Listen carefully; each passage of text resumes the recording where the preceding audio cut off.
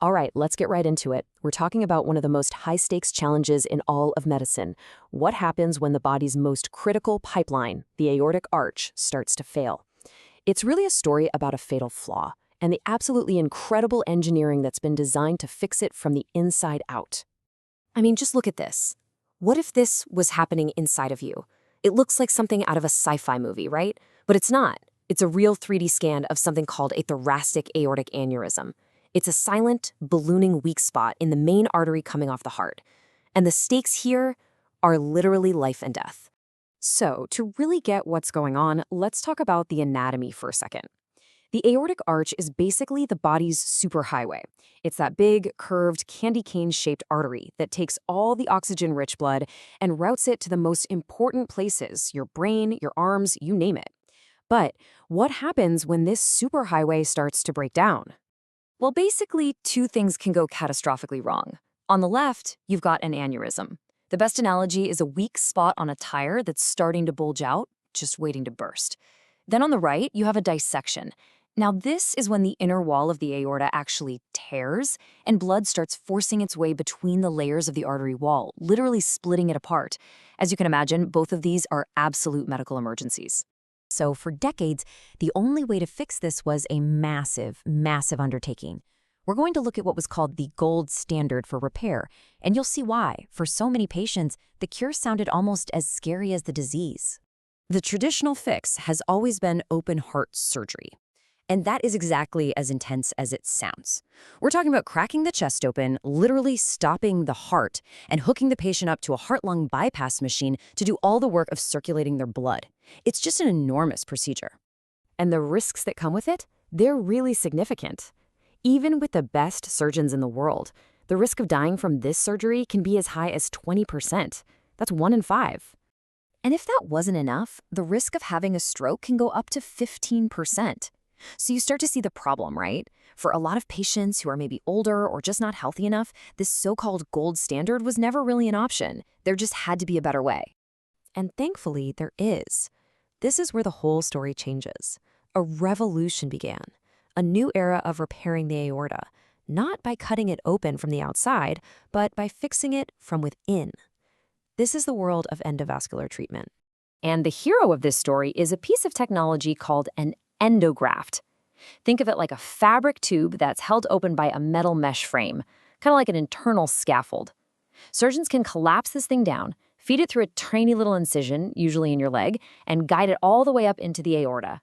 Once it's in the right spot, it expands, creating a brand new, super strong pathway for the blood, basically sleeving the damaged section. And you want to see the results? Here they are. On the left, you see that dangerous, bulging aneurysm. And on the right, that's the aorta after the endograft has been deployed. It's a complete internal reconstruction, a brand new pipe inside the old one, all done through a tiny little hole. It's amazing. Okay, but wait a second. The aortic arch isn't just a simple straight pipe. It has those supercritical branches that go to your brain and arms. So how do you repair the main highway without blocking all the exits? Well, this is where the engineering gets really smart. Let's take a tour of the surgeon's toolkit. First up, you have fenestrated and scalloped grafts. Now, these are custom made for each and every patient.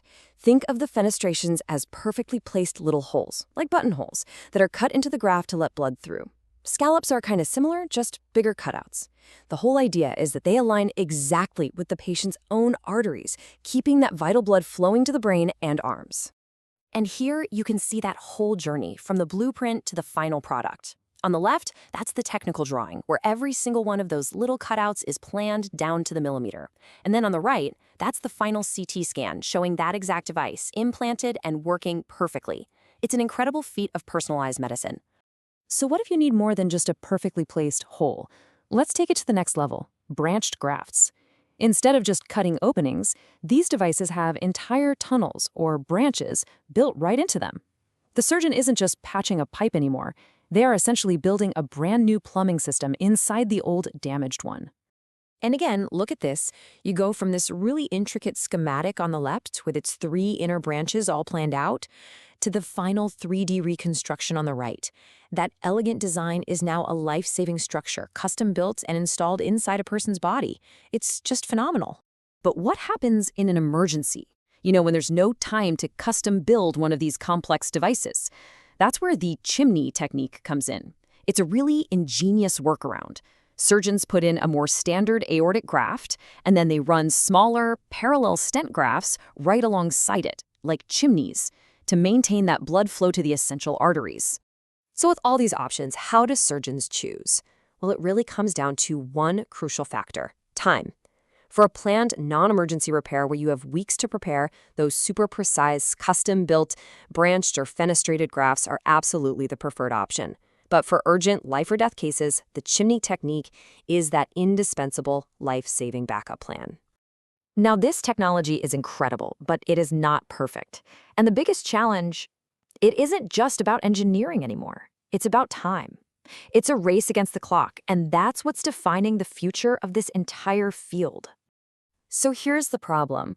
A patient gets a diagnosis. Then, a custom graft has to be meticulously designed based on their scans. Then it has to be manufactured, which can take weeks.